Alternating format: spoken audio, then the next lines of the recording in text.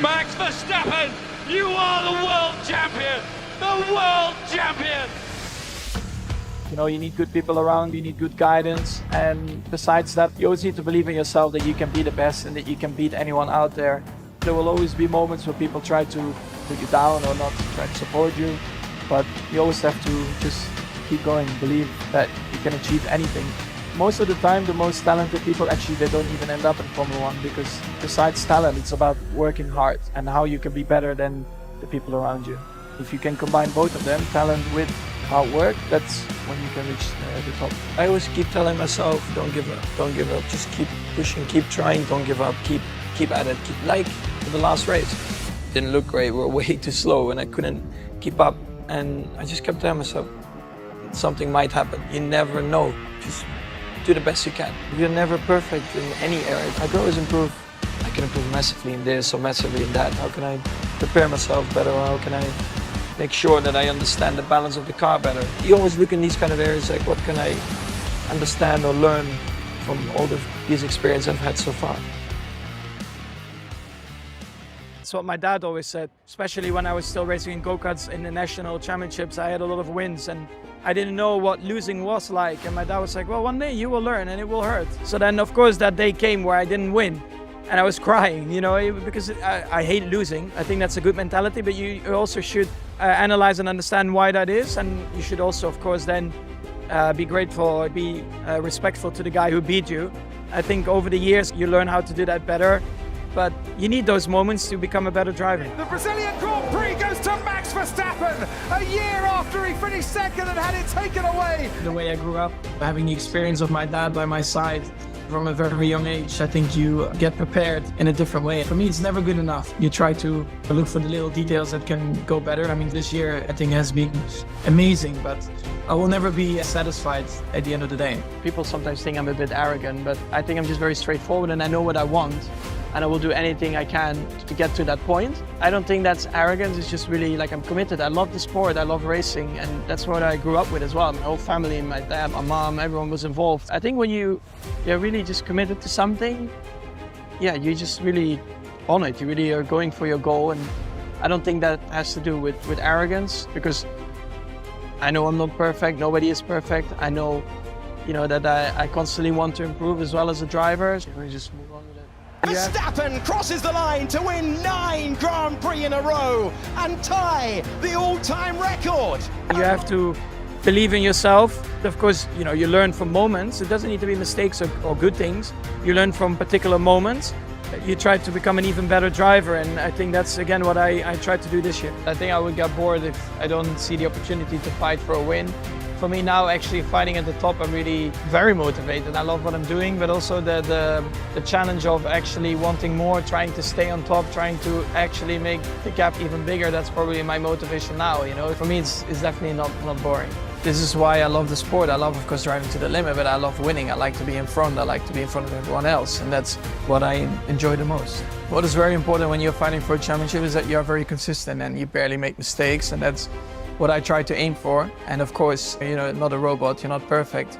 There are always things that can be done better, but you try to be as close as possible to perfection, I think. So how close are you to perfection? At the moment close, but it's never good enough. I always want to be better, so that's why I try to look at and work on every time.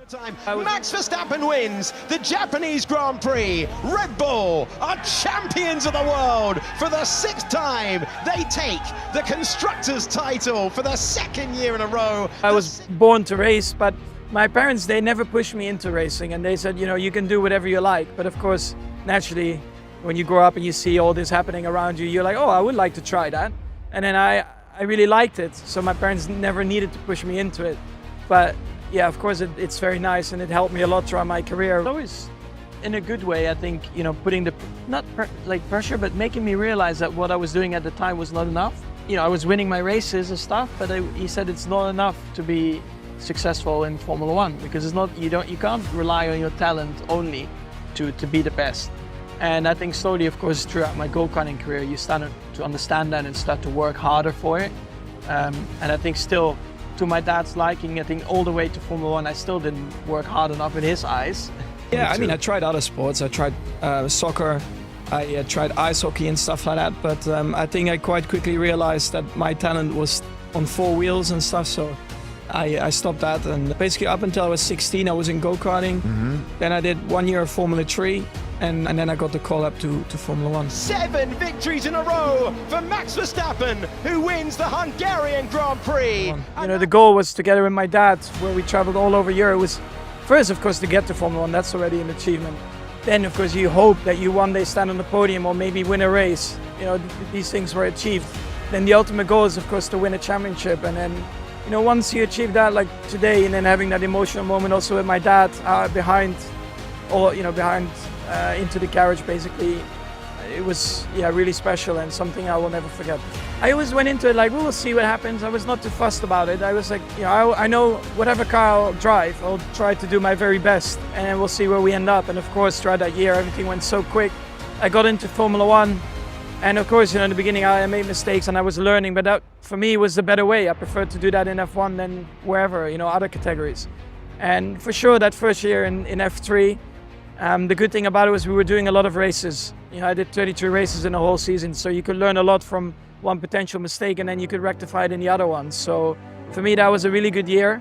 But then, of course, you know, being already, you know, this time in Formula 1, crazy, you know, 24 years old, started when I was 17, and also the trust Red Bull put in me from that very young age and then promote me to the senior team. It's just an incredible journey altogether. You still need to deliver, you know, every single weekend you need to try and be perfect. I know being perfect is super hard, but I try to be as close as possible all the time. For me, it doesn't matter who I have as a teammate. I always believe in myself, and I'm confident that I can always do a good job, you know, so it doesn't matter who they put alongside. Max Verstappen comes out of the final corner. Max wins the British Grand Prix. It's the first time he's won it as the British Grand Prix. I always believe in myself. I think that's important. That's the most important. And I believe in the car, I believe in the team, I believe in all the people involved. Well, a lot of things go through your mind every single race, when it's going well or not. You know, you're thinking a lot in your head, like, is this going to go well? It's not, and then you see it's not going to go well. But I always keep telling myself, you know, don't give up, don't give up. Just keep pushing, keep trying to, every lap, try to be, you know, smooth, try to hit apexes nice, try to be nice on tires. And that constant, like, telling yourself, don't give up, keep at it. Keep, like, you know, the last race didn't look great. We were way too slow and I couldn't keep up. And I just kept telling myself, something might happen. You never know until the last corner of the last lap. So I just kept telling myself, just do the best you can. Keep pushing yourself. And these things come back quite often throughout the race. When you're in the lead or catching or second, third, you know, you're never perfect in any area. So let's say you're at 98%, whatever you can call it.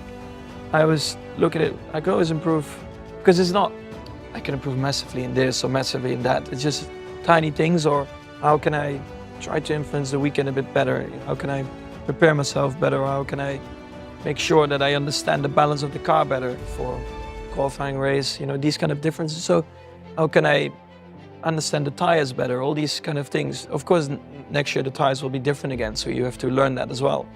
But you always look in these kind of areas like, what can I understand or learn from all these experiences I've had so far?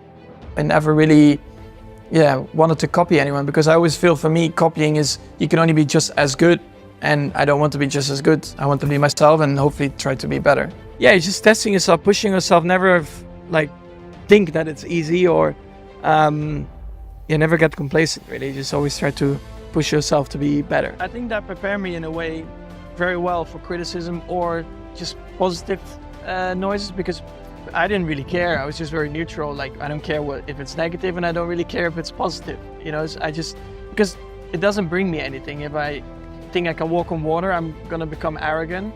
And when it's very negative, you're just gonna be upset and be angry at everyone. So it's better to just be in the middle and forget about both sides and just focus on what you have to do and what you can control. And that's what's happening in the car.